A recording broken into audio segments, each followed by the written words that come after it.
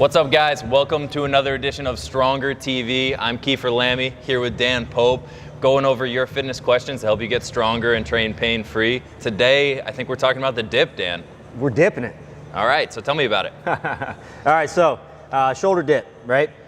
One of the reasons I wanted to go over this today is that we see individuals that have pain in the dip specifically, and all of the pressing stuff feels pretty good, but when they see the dip in the program, like, yeah, I don't really do well with the dip, right? Okay. I know that's kind of my situation. I feel really good with most presses, but I do have some trouble in the dip. I used to have a lot of trouble when I did a bunch of muscle ups, catching that deep position, pressing out, it would kind of irritate my shoulder. So okay. I want to chat a little bit about the dip. I want to ask you some questions about why you'd have it into your program, sure. right? And then from there, we want to talk a little about mobility, modifications, what to do when you do have pain, what to do if your technique is off, that type of thing. So sure. Yeah. So I would say what we kind of talked about before is there's almost like two distinct ways that the people we work with at least use the dip. It's the people that need it for the gymnastic skill of doing like a ring muscle up, and then there's people that use it more for physique or for strength carryover for something like a bench press, right? Yeah. And those are a little bit different, I think, right? I think so, man. Okay. I like both reasons. Okay. I like them both. All right, Yeah. so let's talk about like what are the requirements for a dip? What are you looking for in somebody that needs to be able to perform a dip? Yeah, I think it really depends, right? So if you're trying to get better, it's let's say like a bench press, right? Yep. The plane of pressing for bench press is right here. The other piece is that if you're looking from a physique perspective, the dip is going to build up the pecs. I feel very, very sore in my pecs after I do dips. I don't know if that's just specific to me, but most people think of it more of like a tricep exercise. But you're definitely getting some tricep work, you're getting some shoulder work. So I think it's a great muscle mass builder in general, okay. right? For those reasons. In terms of getting a dip for more advanced gymnastics skills like the muscle up, it's a little bit different. Just because when you catch a muscle up, we want to be nice and upright, which means you have to have a lot of extension range of motion at the shoulder and be really good at doing a dip from this angle, right? If we're trying to get better at something like a bench press or just trying to build muscle mass, I have no problem with people doing more of a dip from this angle because it's kind of like you're pressing a barbell, right? Very okay. similar, you know? But it's going to be a little bit different in terms of stress on the shoulder, for one, right? We just want to make sure that we're aware of what may happen when we're upright versus when we're in this position. And there's obviously a bunch of ways we can modify this, which we're going to go over. I'm pretty pumped about it. I did want to ask you, when you have, like, if you're putting a dip into someone's program, why are you doing it? What are the reasons you like the dip? What's sure. kind of your, yeah. For my population, I would say most of the time we're using it as an accessory strength movement. So I'm using it, like you said, to help build the chest, build triceps, build shoulders, so that it can carry over more to a bench press, right? So I think a lot of times, especially for strength carryover, we're a little bit more bent over.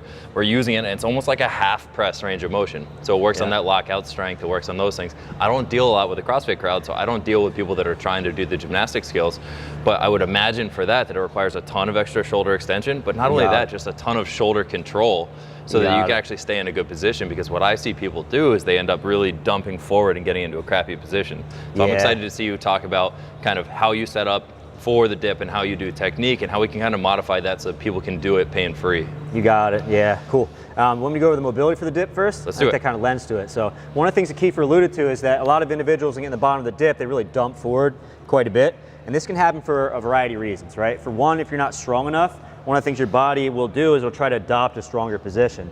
If you think about the position of the shoulder, if you fully stretch everything in the shoulder, it's not going to be as strong as if you don't stretch as much. Muscles are not quite as stretched out. They're stronger when they're in mid-range of motion. So if you're getting to the very bottom position of a dip, a lot of times athletes will just come forward because this is just stronger and they don't have the strength to be in this position, right? The other reason why people can have problems in the dip is just truly just lacking mobility, right? If I can't extend well from my shoulder, what's going to happen is I'm going to have my elbow come out a little wider. I'm going to have my shoulder dump forward, so it's anterior tilt of the scapula, and that's followed by flexion at the thoracic spine, all right? Now, this is not great because if you catch a muscle up and you catch in this position, there's a chance you're going to fly through the rings and get hurt, right? So we need to make sure that we get really proficient at dipping very deep, and mobility is going to be a big requirement for that. So you want me to show you my little assessment that I use? Let's do it. Let's have you stand to the side here, just so the camera can see you. So this is basic. This is very, very easy, right? If you look at some of the top gymnasts out there that teach some of the CrossFit movements, like Dave Durante comes to mind. When he catches a dip, he's got 90 plus degrees of shoulder extension, right? Let's go to the side. Let me show you guys what I'm talking about. So what happens is that if I take Kiefer's shoulder and I make sure this elbow stays really close, relax as much as you can, and try to come straight up, he's missing some, and he told me beforehand that he's missing some. He's a power lifter. He doesn't need a ton of this motion, right? The other part is when you power lift, you get stiff and you lose range of motion. That's okay, right? But if he's trying to get in a very upright position in his dip, it's going to be hard. And you can't really see it from this angle, but his shoulder wants to pop out towards the side here, okay? So what we do is we take the athlete, have him stand nice and upright, and just see how much extension range of motion we can get. And I'd like to see around 90 degrees, because if you want to get in a super deep dip position with your hand up towards your armpit, you need that range, right? The other piece is that you can relax for a second. If I'm doing muscle ups and I can't catch in a really deep dip position, I'll catch lower. And what ends up happening is that you have to pull even higher to catch your muscle ups, right? And if you ever find yourself really low, you're in some trouble because you haven't prepared that position and you're in kind of a crappy position as well. So you're not going to be powerful down there as well. That making sense? Yeah, for sure. All right, cool, nice. So if people do have problems with mobility there, soft tissue work to the pecs, soft tissue work to the delts. I love tempo, eccentric work in a dip position with the elbows nice and close together to stretch that out.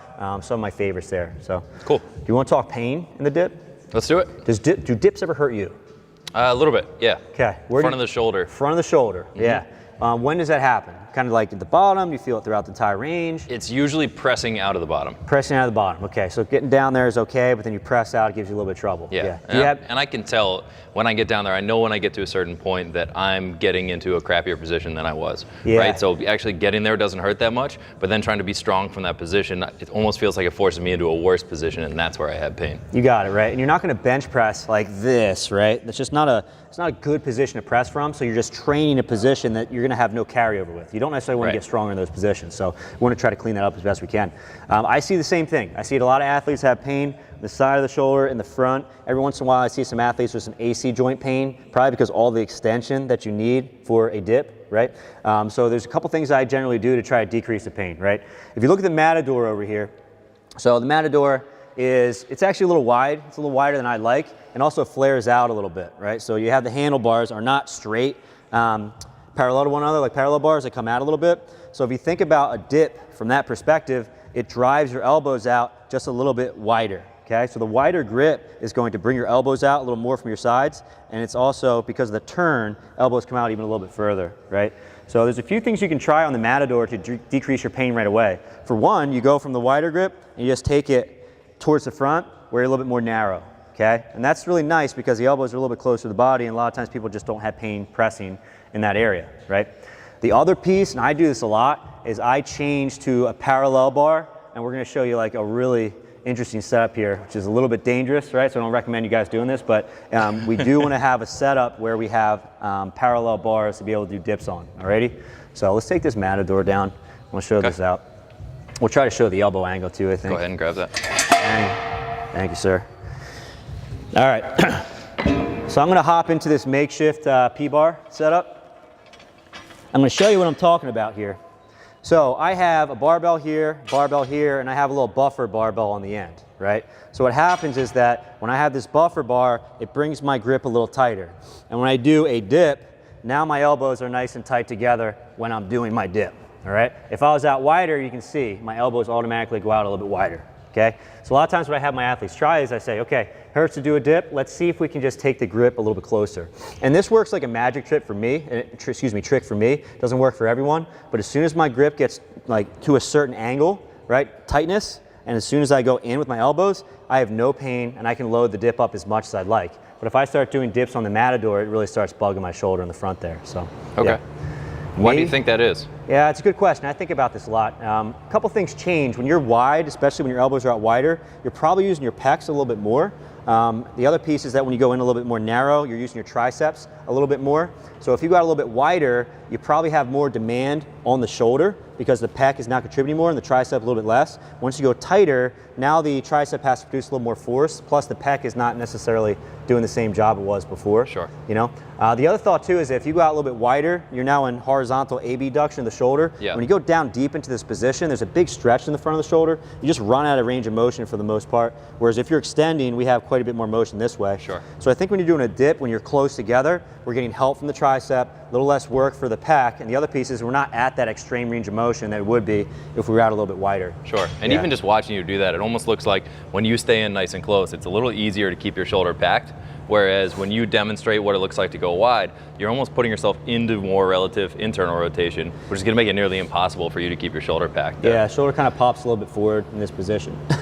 The other thing I think Kiefer was kind of alluding to, and I said before, is that if we're training in this position and we're not actually going to be using that position for a given lift, right, say for the bench press or like a muscle up, it's kind of limited utility for the exercise, you know what I mean? If you're just trying to build up some muscle mass in the pecs or whatever it is, and this gives you no pain, I see no reason to just stop. But the other piece is that you might not get the best carryover, so it might be worth your while to try to change your technique up from that perspective. Okay. Yeah. So let's go through a couple of teaching progressions then. So show me right now, if you're working with me and I said, you know, my goal is I want to be able to do dips. I'm not taking no for an answer, even though I have a little bit limited mobility for it. How do we start and progress into them? Yeah, you got it. So first and foremost, if you have that mobility limitation, I say we just have to work on that. So we probably end up doing about 30 seconds of soft tissue work. So let's say a foam roll or a ball to the front of the shoulder and some pec, right? The other thing I like to do is just pure good old stretching, right? So just like a pec stretch against the wall, pretty good, 30, 60 seconds. Another cool stretch that I like a lot, called the dip stretch.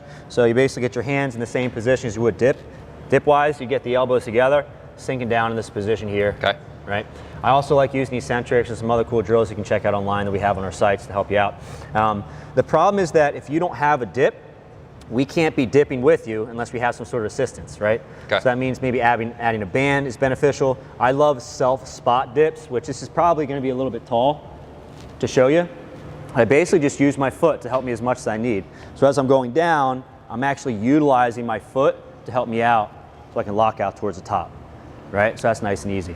I think the other thing that people maybe forget about when they're having trouble with dips is you can very easily modify to a push-up and get a lot of work for the same muscles in a push-up that helps to carry over to the dip eventually. Okay. That making sense? I like it. And then when you're ready for it, we'll throw you up on the ring so we'll get the muscle ups rolling. Sounds good. Yeah.